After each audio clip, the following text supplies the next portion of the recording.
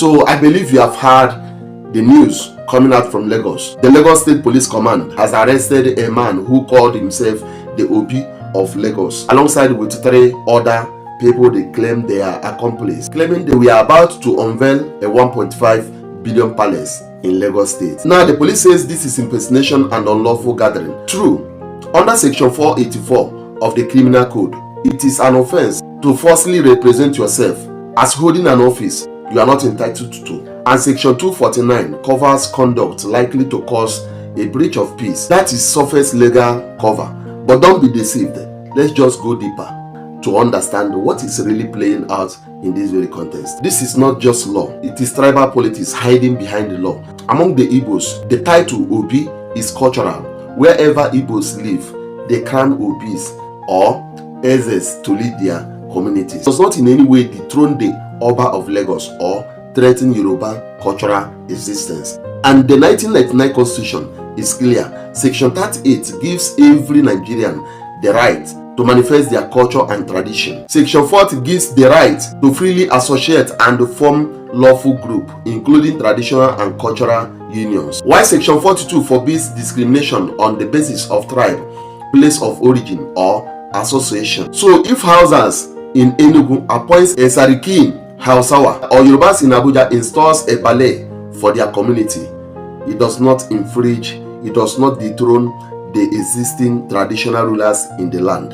It does not intimidate, pose threat to the traditional rulers in the Enugu state. Neither does it pose any form of threat on the already existing Northern Hausa traditional rulers in Abuja. Only when an Igbo man is trying to establish his Obi or their Eze or their traditional ruler to govern their own community, which has not in any way or form infringed or interfered in the existing cultures of the land or traditional norms. It has never trampled on their rights, rather because it's an Igbo man doing it. What makes me sad is that when you speak to our people, when you talk sense into our people, when you try your best way to inculcate into our people proper sense of reasoning, they see it as if you are making noise. They see it as if you are disturbing their peace. They see it as if you are a person with low IQ, as a person who is too rational, suffering from low mentality syndrome. Why they are the ones suffering from low mentality, myopic and obliterated mindset, completely brainwashed. They don't even understand anything. They don't want to listen, they don't want to understand, and they don't want to take advice.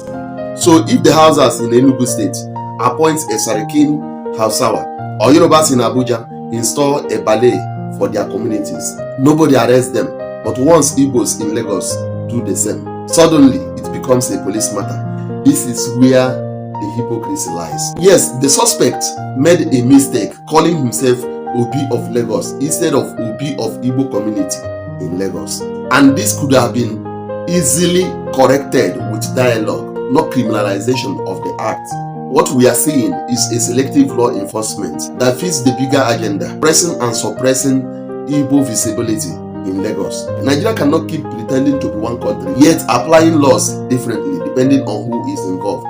The Constitution of Nigeria is not a tribal document. It is supposed to protect everyone equally. If Lagos police are sincere, let them show us where in the chieftaincy law it is forbidden for an ethnic community to crown its cultural head. Otherwise, this arrest is nothing but discrimination. I must tell you, this arrest is discrimination dressed up as law enforcement. And that's the tragedy of Nigeria, where unity is forced, but diversity is punished. Until this country begin to respect plural diversity under the law, every cultural expression will be treated as threat. I am telling you categorically, go and verify. This case is not just about one man and a 1.5 billion palace. It is a mirror reflecting Nigeria's biggest problem, selective justice and tribal bias. Nigeria is an artificially made one nation. Nigeria is artificially formed, artificially amalgamated. Nigeria is not a one country. We are just pretending. We are just claiming to be one. Nigeria is not one. Only delusional mindset can make you think Nigeria is one. And what makes me sad the most is that my fellow Igbo people, we are not even reading the handwriting clearly on the board. We are not seeing it clearly, even when you try to talk sense into some of our people. Their expressions shows you are disturbing their comfort. But when things like this happen, it keeps on reminding us of the past. When events like this occurs, it keeps on telling us we are not one in this country. No matter how we pretend, no matter how we sugarcoat it, no matter how we deny the facts, it is always pointing at one direction. Nigeria is not one. No matter the way we claim Nigeria is indefensible, it's a lie. Those are stories. Nigeria becomes indivisible when it comes about the things, the mineral resources that is existing in the Igbo land. That's where the Nigeria indivisibility is physically viewed, where it manifests its power, where you can say clearly that Nigeria is indivisible. When it comes to people being themselves the way they are, it becomes a problem, it becomes intimidation, it becomes a crime, it becomes punishable offense. That's when you begin to see the laws coming out one by one. But I'm asking this question: when will you, as an Igbo person, realize the fact that you are not wanted? Why must you continue to force yourself on others? Why are we forcing ourselves on others? Why can't we force ourselves back home? Why can't we force ourselves back to our roots? When things happen, we begin to talk a different story because we are just blind. We are just mentally retarded.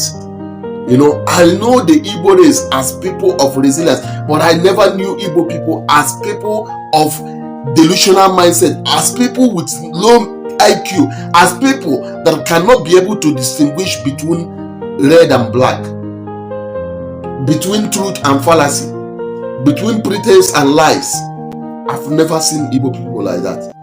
Igbo people has always been people with intelligence, with brains, wear black horse. That's the people the Igbo people has always been. I don't want to talk much. I just say, let me post this video.